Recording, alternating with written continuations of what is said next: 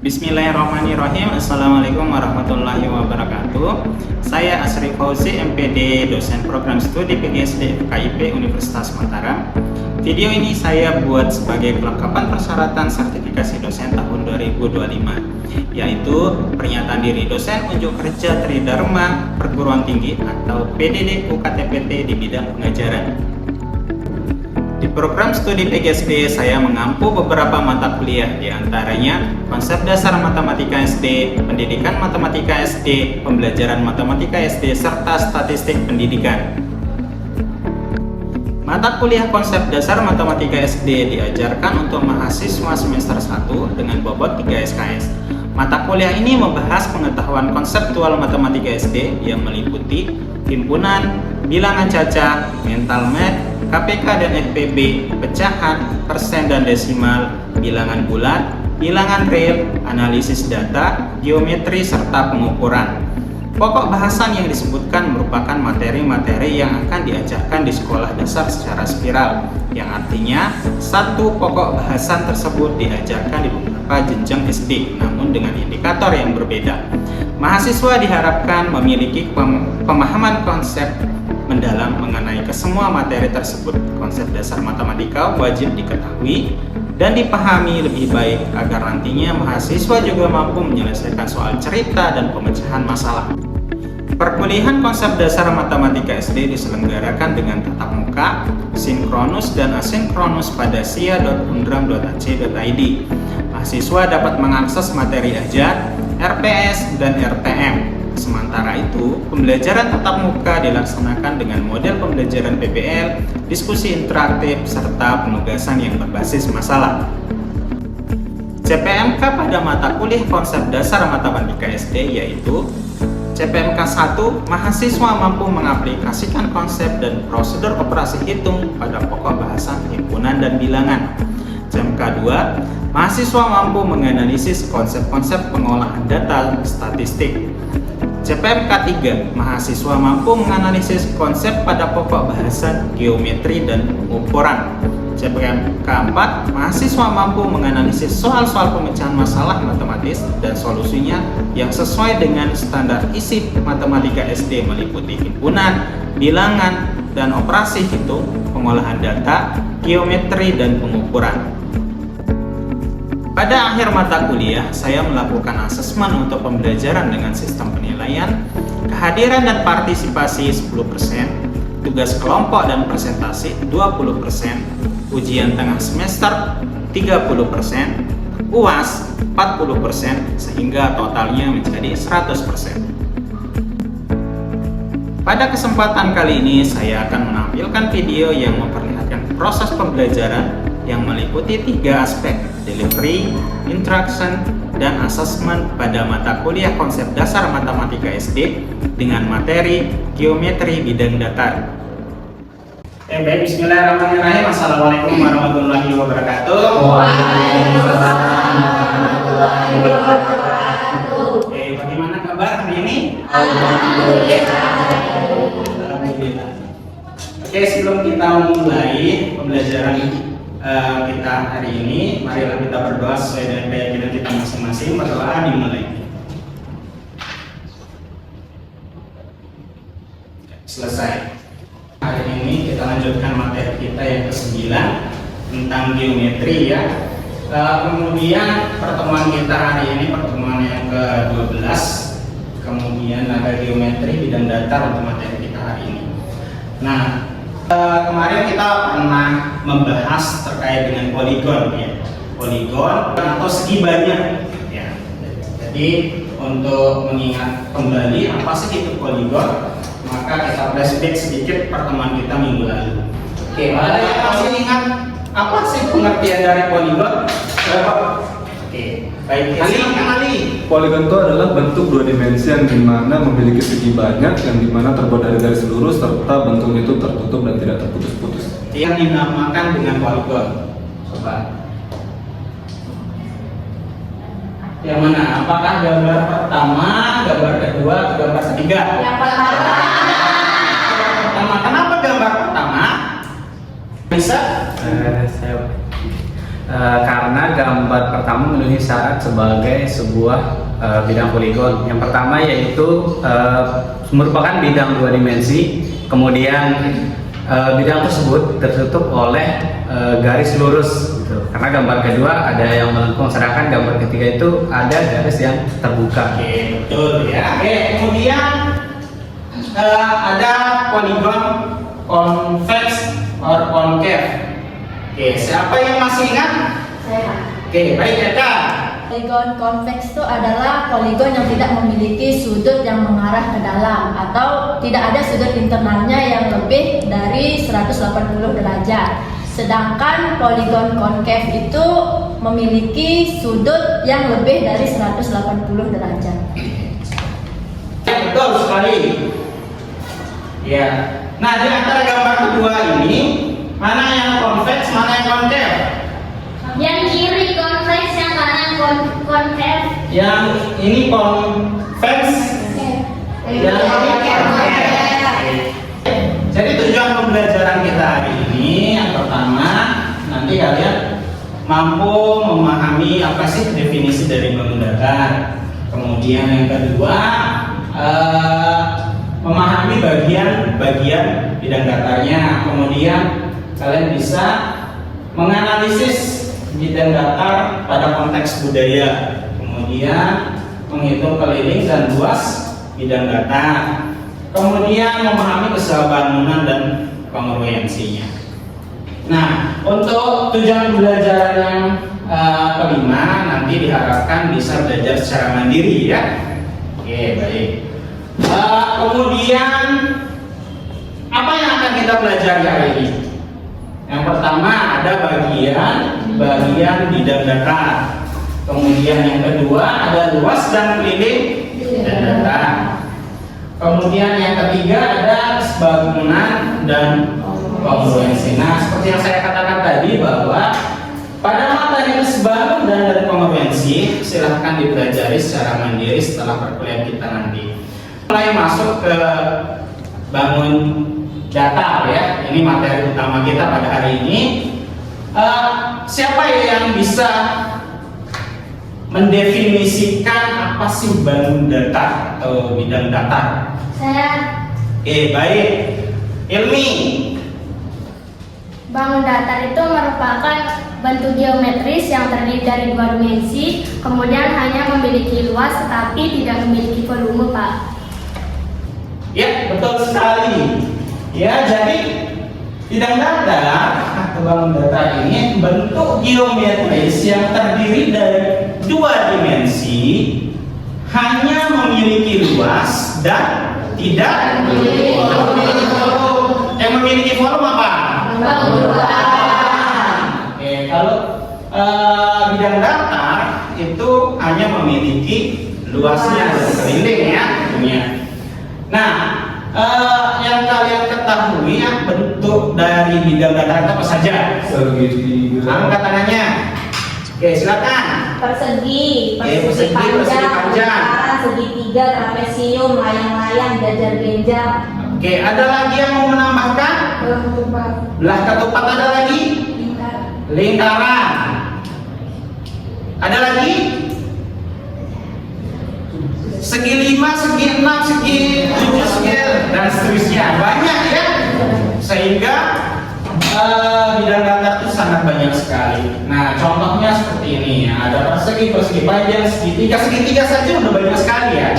Segitiga ada segitiga sama kaki, sama sisi, siku, sembara dan sebagainya. Kemudian ada trapesium sama juga. Trapesium itu juga banyak. Trapesium siku dan sebagainya. Ada layang-layang, ada lingkaran, kemudian ada apa ini? Oke, baik, kita lanjutkan. Nah, sekarang bagian-bagian bidang datar. Siapa yang tahu bagian-bagian bidang datar? Saya, Pak. Oke. Oke Pak, jadi bagian-bagian dari bidang datar itu ada 3, yaitu ada titik, ada garis, dan juga ada bidang. Ya, betul sekali. Ya, jadi bagian-bagian bidang datar itu ada titik, garis, dan bidang. Nah, sekarang kita bahas satu persatu. Yang pertama titik. Ada yang tahu titik? Baik, jadi kalau titik itu bentuk yang paling sederhana dari geometri, Pak. Ya, betul sekali. Ya, jadi titik adalah bentuk paling sederhana dari geometri. Biasanya dikatakan kalau tidak ada apa namanya, definisi khususnya kalau titik itu. Ya, jadi makanya apa definisi titik? Sesuatu katanya. Ya, biasa sesuatu. Nah, karena tidak ada yang mendefinisikan, hanya bisa disimbolkan. Nah, maka diberi nama dengan huruf kapital. Ya, jadi huruf kapital titik A, titik B, titik C, titik Z, titik X, Y dan seterusnya. Nah, contohnya seperti itu. Ya. Nah, kemudian yang kedua itu ada garis. Ada yang bisa garis? Garis merupakan sekumpulan titik yang memanjang tanpa adanya batas di kedua arahnya dan juga tidak memiliki lengkung. Ya, betul sekali. Garis itu sekumpulan titik-titik yang memanjang tanpa batas di kedua arah tanpa adanya lengkung, jadi lurus. Nah, maka garis itu diberi nama dengan huruf kecil di ujung atau dengan dua huruf besar di kedua ujungnya. Ketiga itu bidang. Ada yang bisa? Ya. Bidang itu adalah kumpulan titik yang tanpa batas yang melebar ke segala arah serta membentuk permukaan rata yang memiliki unsur panjang dan lebar. Betul. Jadi bidang kumpulan titik-titik tanpa batas yang melebar ke segala arah dan membentuk permukaan rata yang memiliki unsur panjang dan lebar. Nah, kalau bidang ini, nah ada yang bidang beta ya, diberi dengan huruf Yunani, ada alfa, ada beta, ada gamma, gitu ya. Kemudian banyak sekali yang ada, itu bisa kita bidang. Nah, kemudian bidang E, F, G, H, ya, bidang E, F, G, H. Nah, itu antara kita menulis bidang itu seperti ini. Sekarang kita akan masuk ke konsep luas persegi, ya. Nah, coba diperhatikan gambar ini. Sebelum kita mendapatkan luas persegi, maka kita perhatikan ini.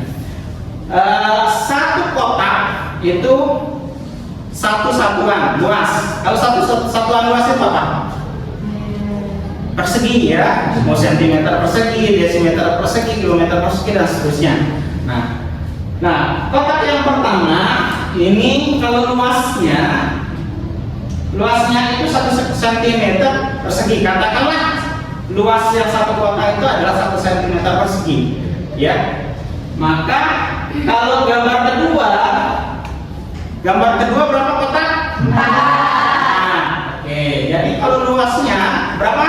4 cm persegi. Karena ada kotak di bawah ini 2, ya, di samping 2 ya, sebagai sisi bawahnya itu 2 cm karena 2 kotak, kemudian sampingnya sebagai sisi yang di samping itu 2 kotak, jadi 2 cm persegi, jadinya kalau luasnya 4 cm. Nah, kemudian sama juga ini ada 9 kotak, satu kotak itu 1 cm persegi, maka luasnya 9 cm persegi. Nah, itu ya. Nah, dari mana kita memperoleh 1 cm, 4 cm, ada 9 cm persegi? Itu kita peroleh tentunya dari ini kali ini. Ya, ternyata kita memperoleh yang 9 cm persegi ini, kita memperolehnya dari sisi kali sisi, gitu ya. Ya, sisi kali sisi, 2 sisi kali sisi sama dengan S kuadrat biasanya ya. Nah, kalau sifat-sifat persegi saya rasa kalian bisa baca sendiri. Ada memiliki 4 sisi yang sama panjang, sudut siku-siku yang kemudian diagonalnya sama panjang dan perpotongan tegak lurus, kemudian 4 sudut simetri lipat dan ya. Kalau kita lipat ke bawah itu ya, kemudian kita putar maka jumlahnya 4. Oke, paham ya? Oke, sekarang diskusi kelompok. Nah, coba temukan luas persegi panjang dari bantuan kotak-kotak ini dengan cara yang sama pada konsep luas persegi tadi. Oke, silakan duduk bersama kelompok masing-masing. Ya.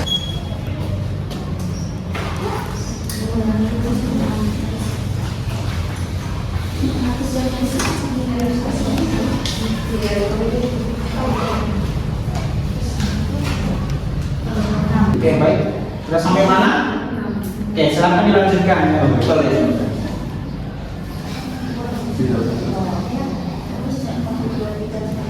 Kelompok ini bagaimana? Oke, baik. Oke, bagus.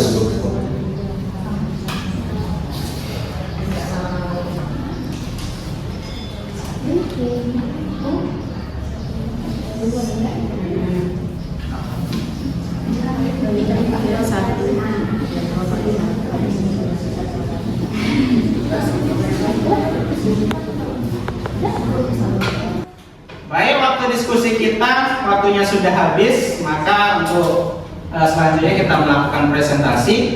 Silakan kelompok terakhir, kelompok 4 melakukan presentasi dari hasil diskusinya. Saya persilakan perwakilannya. Baik, bismillahirrahmanirrahim. Saya perwakilan dari kelompok 4 akan mempresentasikan hasil diskusi kelompok kami.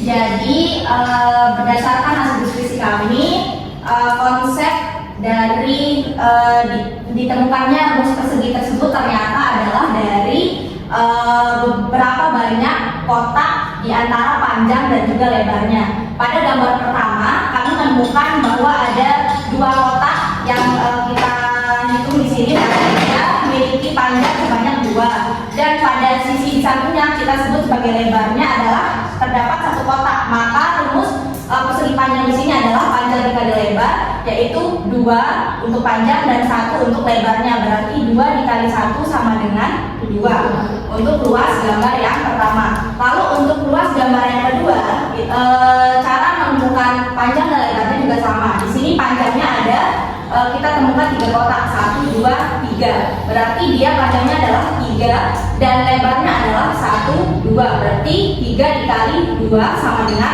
6. Lalu pada gambar terakhir kami menemukan bahwa pada bagian panjangnya kami menemukan ada 1, 2, 3, 4, 5, 6 kotak. Dan bagian lebarnya kami menemukan ada 3 kotak, 1, 2, 3. Maka hasil dari panjang dikali lebarnya adalah 6 kotak dikalikan dengan 3 kotak lebarnya. Berarti memiliki hasil yaitu 18. Jadi itulah hasil dari diskusi kelompok kami yang sudah disajikan dalam gambar. Kemudian jajar genjang. Nah, jajar genjang dulu. Nah, kalau jajar genjang sebenarnya ini adalah persegi panjang, ya. Nah, jajar genjang kalau seandainya saya pindahkan yang ini ke sini, maka dia akan berbentuk panjang. Nah, tetapi kalau kita berbicara jajar genjang, yang kita gunakan apa? Alas dan tinggi. Maka ini alas, tingginya kan yang ini. Iya, betul ya. Tingginya yang ini. Maka kalau luasnya adalah alas tapi tinggi. Ini yang saya pindahkan ke sini. Yang kotak biru saya pindahkan ke sini, maka dia bentuknya panjang. Paham? Paham. Oke, sekarang nih. Ini adalah konsep dari trapesium. Oke, saya coba memvisualisasikannya menggunakan GeoGebra ya. Oke, ada trapesium A, B, C, D. Gitu ya. Oke, kemudian saya tarik segmen garis di sini di tengahnya, tengah-tengahnya, setengahnya, ya. Kemudian dari titik D ini saya tarik. Nah, maka yang terbentuk ada beberapa bagian ya, ada ini, ada segitiga juga ya di situ. Saya pindahkan ke sini, ya. Yang ini hilang. Visual ini hilang ya, ini hilang. Kemudian yang tersisa kan ada A, E, sama katakanlah ini titik O, yang ini titik G ya. A, E, G, D itu kan persegi panjang ya. Saya pindahkan ke sini. Ke sini. Ini kan berapa panjangnya ini? 1, 2, 3 kotak. Kemudian oke. 1.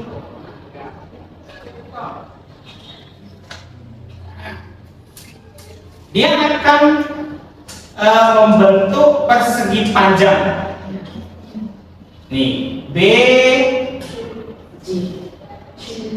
C, BC ini katakanlah ini adalah sisi B, ya. Kemudian C, J ini kan yang di atas, ya, yang di atas. Katakanlah itu adalah sisi ini ya. Katakan ini AB, AB. Ini B ditambah A kan di sini kan C sama J gitu. Nah, maka luas rumus dari trapesium adalah apa? A ditambah B dikali tinggi dari mana itu? Ini kan saya udah ngambil ke sini berarti setengahnya. Ya, coba kalau kita gunakan konsep persegi panjang, ini A, ini B, ini A. A ini adalah yang di sini tadi kita sudah pindahkan ke sini, gitu kan? A ditambah B dikali dengan tingginya. Tingginya berapa? Setengahnya, setengah tinggi trapesiumnya. Ini kan sudah saya ambil setengah, maka setengah T. Maka luas dari trapesium adalah setengah dikali A tambah B dikali tinggi.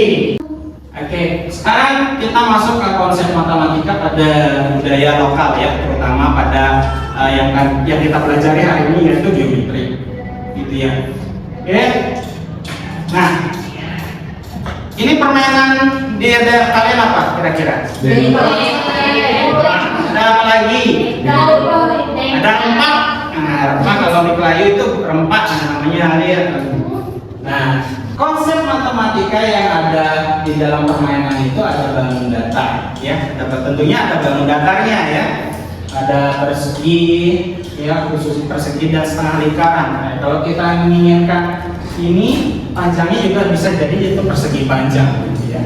Kemudian ada keliling dan luas. Nah, kongruensi itu yang mana sama besarnya?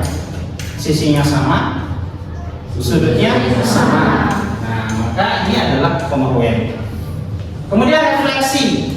Nah, kalau refleksi ini sebenarnya di luar dari geometri, tapi ini masuk ke transformasi, gitu ya. Nah, kalau saya tarik garis di sini sebagai pencerminannya, maka dia akan terbelah menjadi dua yang sama besar, ya. Nah, ini saya tarik garis dari sini, dia akan menjadi dua bagian yang sama besar. Nah, kemudian sudut, tentu ada sudut apa yang ada di sini dan seterusnya. Ini berapa, gitu ya. Nah, jadi ini adalah konsep matematika yang ada dalam permainan Dekla ini. Kita masuk ke evaluasi. Evaluasinya cukup 1 menit saja. Silakan bisa di scan barcode.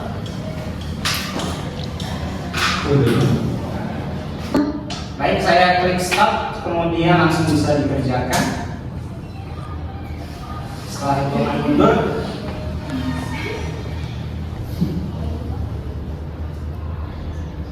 dan Ini akan dijadikan sebagai nilai kuis. Oke? Jadi silakan dikerjakan dengan serius.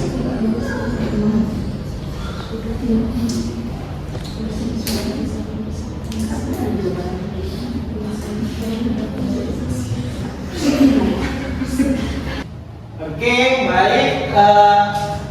Waktunya sudah selesai. Yang pertama itu ada Sasmita. Kemudian dia Mata Indra. Kemudian yang ketiga Dian Fazira. Kemudian dan seterusnya ya. Jadi diperhatikan bahwa ini adalah sebagai nilai kuis harian kalian ya. Jadi ini nilainya, skor-skornya itu nanti saya konversi menjadi nilai. Oke? Baik. Tadi kita sudah melakukan evaluasi menggunakan aplikasi Quizzes. Kemudian sekarang kita ada penyimpulan dan refleksi sedikit saja. Nah, kira-kira apa yang dapat kalian simpulkan dan hal baru apa saja yang kalian dapatkan dari pembelajaran? Siapa yang ingin? Ini Bapak. Oke, silakan dia, Fazira. Baik, jadi untuk pembelajaran kita pada hari ini dapat kita simpulkan. Jadi tadi itu kita bisa mengetahui apa-apa saja dari bangunan data tersebut. Terus bagaimana juga cara kita mencari rumus luas untuk bangunan data tersebut. Oke, baik. Oke, terima kasih. Betul. Oke, ada lagi yang lain? Oke, silakan. Baik, dari pelajaran hari ini kita dapat simpulkan bahwa bangun dasar itu dapat kita temukan di permainan tradisional juga, dan juga kita dapat memahami konsep dari bangun dasar itu melalui aplikasi Google Drive. Oke, baik. Terima kasih. Jadi kita dapat simpulkan bahwa pembelajaran kita hari ini kita dapat mencari rumus luas dari berbagai macam bidang data ya, luas persegi, kemudian persegi panjang, kemudian jajar kencang, trapesium dan lain sebagainya. Kemudian juga yang biasanya di permainan tradisional yang biasanya kita kenal dengan matematika gitu ya, di budaya-budaya sekitar kita ternyata banyak pembelajaran geometri yang ada kita dapatkan di situ. Di permainan tradisional misalnya seperti yang tadi ada dempel, ada rumah adat dan sebagainya. Kemudian kita juga bisa visualisasikan konsep menggunakan salah satunya adalah dikasih GeoGebra. Gitu. Baik, pembelajaran kita hari ini mungkin sampai sini. Untuk selanjutnya silakan materi selanjutnya dipelajari di rumah sebelum kita masuk minggu depan ya. Baik, saya ucapkan terima kasih. Assalamualaikum warahmatullahi wabarakatuh.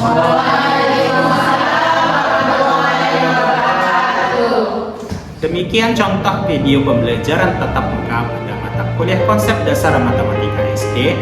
Terima kasih. Wassalamualaikum warahmatullahi wabarakatuh.